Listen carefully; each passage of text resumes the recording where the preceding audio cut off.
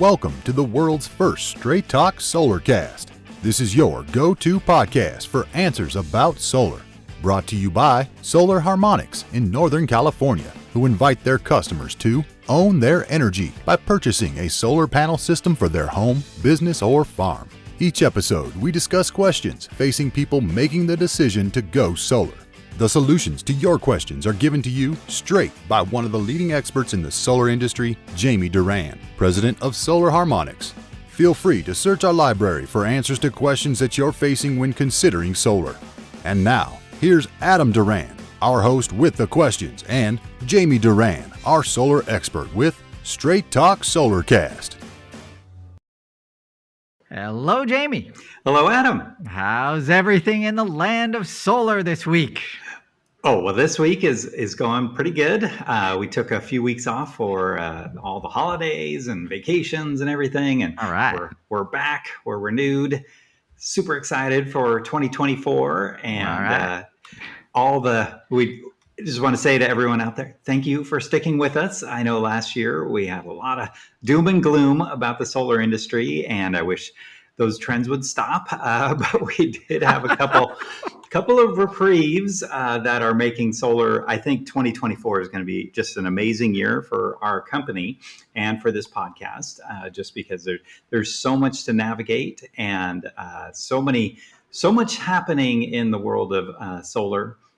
Especially with solar companies and solar salespeople and solar finance companies and the electric company. I mean, it's just never ending. And so we have a bunch of things to talk about as we proceed. But yeah, it was a great time off and excited to be back. And so one of the first things I wanted to talk about was a huge kind of under the radar law that went into effect on January 1st.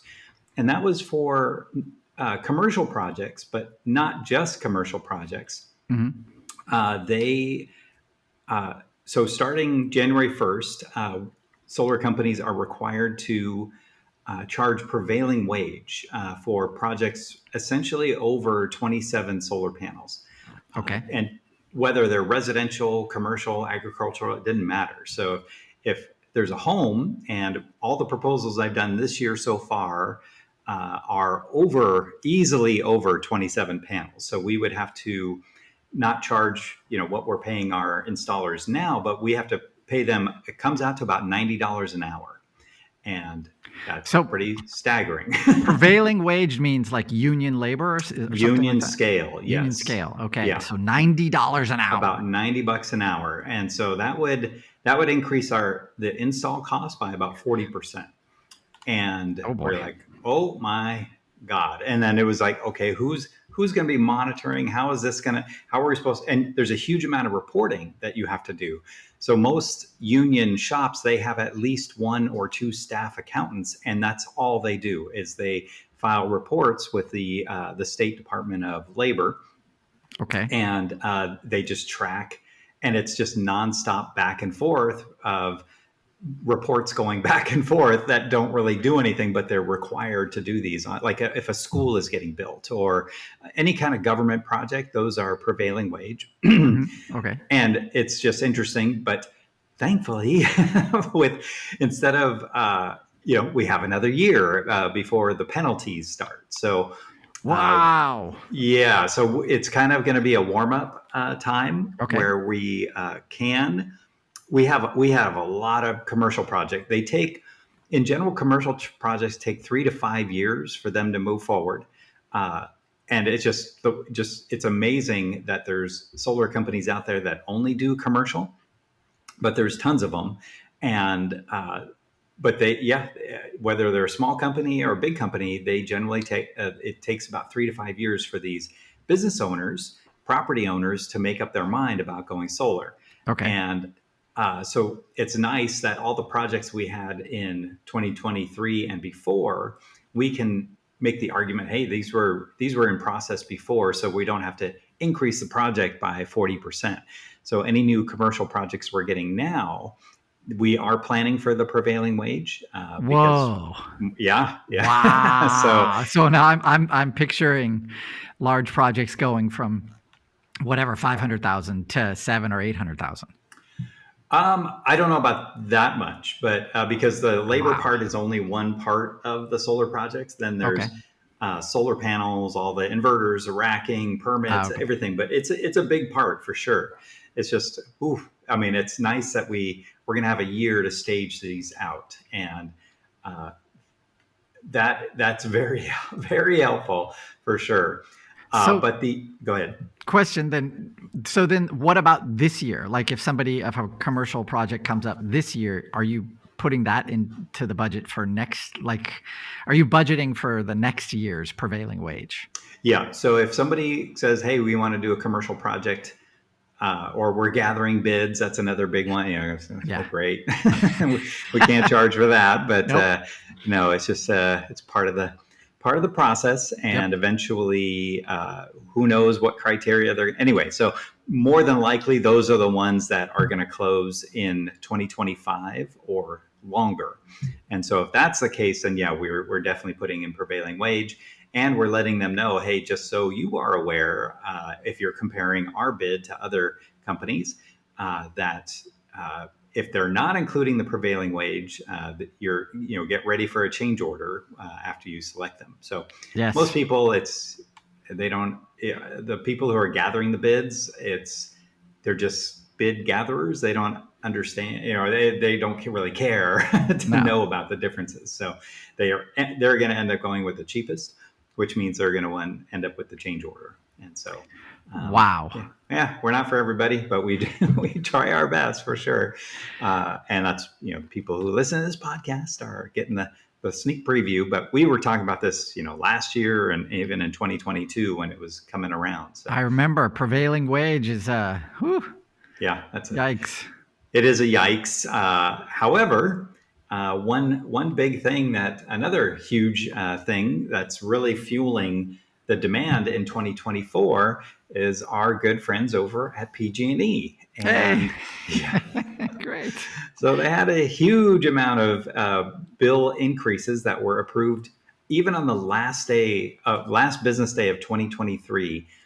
PG&E got rate increases approved, and it is projected that the average average utility bill for most homeowners, obviously smaller ones and bigger ones, but it's going to be more than $300 a month for the first time ever.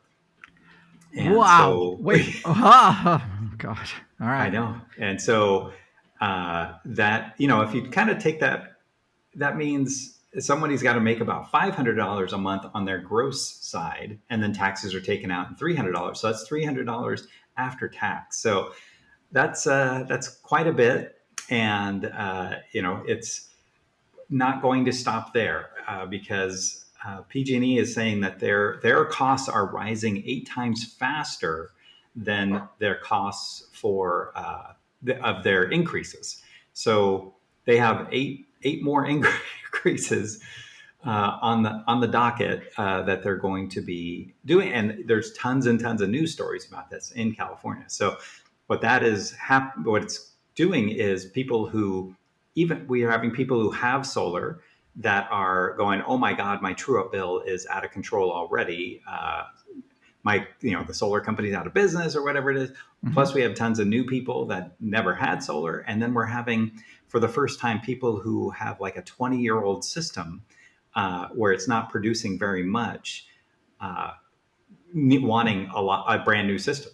And so it's really, I think we're going to have a really big 2024 because PG&E just keeps it, no matter with all of these net energy metering and prevailing wage, and it's out of control on the commercial side, where people just get used to these expenses, and then all of a sudden they're like, I can't take it anymore, and they hit that pain point. And now they got the solar is still the only solution, and it's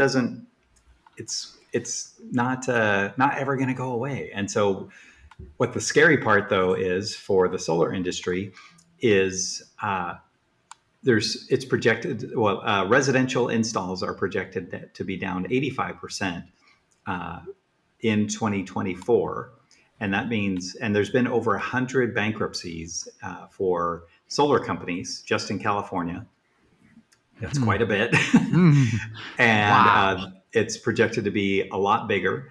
And even the big companies are in free fall, and you can check that by seeing their stock prices. And, we've talked about that on previous podcasts. But sure, if there's a huge amount of demand and there's very few solar companies left that can take care of that demand, maybe those companies will come back.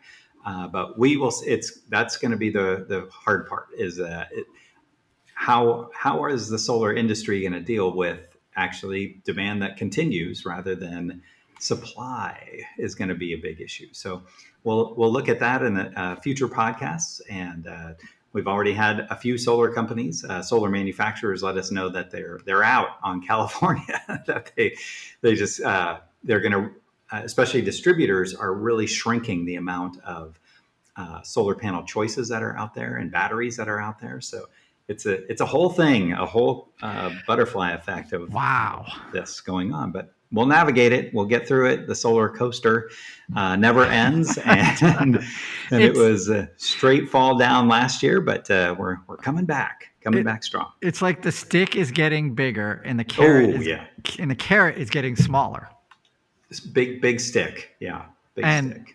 It just seems the donkey in front is getting slower with the prevailing wage. So it's the stick is definitely going to be smaller. So for people who are out there, no better time, as I always say, to go solar than right now. And if you're a commercial company, right now, get it on. And you're in California, or you're expecting to be in California, better get going. And the 3 to 5 year better shrink to 3 to 5 months, because we're already getting booked out. So, and I'm sure that's the same with lots of other companies. So, and get it on. Do they get a tax credit as well? Yeah, so tax credit. That tax credit, 30% plus avoiding paying 40%. Yeah. Oh, wow. And depreciation expense. So it's it's pretty good. And nonprofits too. There's and we've talked about how nonprofits can now recover the tax credit and all that stuff. So certain nonprofits, check with your tax professional. That's right. Certain nonprofits, Jamie. Yeah. You gotta be very, very specific about these things. I know. Thank you. I do want to thank everyone again out there. We're getting so much great feedback about the podcast. A little bit of feedback saying we're too much of a downer, but we try to lighten it up. I think we're the most positive out there of the other podcasts that I've been listening to. So. Oh wow. Okay. But yeah, it's not all doom and gloom. Everything is it's going all right. Going good. Your voice is going cautious. up. Yeah, cautiously optimistic. Everyone's great. Stay away from the life rafts. But, yep. Anywho, but yeah, more excitement to come.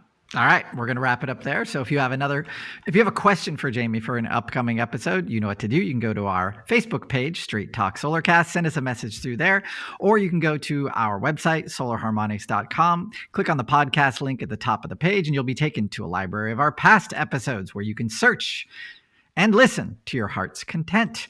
If you have a friend considering going solar, this would be an excellent podcast to refer them to, because it will save them thousands upon thousands of dollars over the life of their system.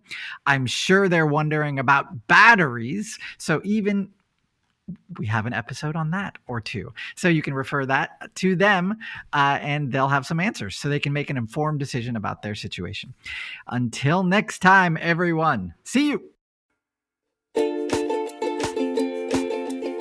That's all for now. Thank you for listening to this episode of Straight Talk Solarcast with solar expert Jamie Duran. Join us each week for more answers to your solar questions. Speaking of questions, got some? Email us at solarcast@solarharmonics.com and we'll be sure to give you an answer in an upcoming episode. This episode of Straight Talk Solarcast is brought to you by Solar Harmonics, the leading solar energy developer in Northern California, who invite you to own your energy. Visit them on the web at www.solarharmonics.com.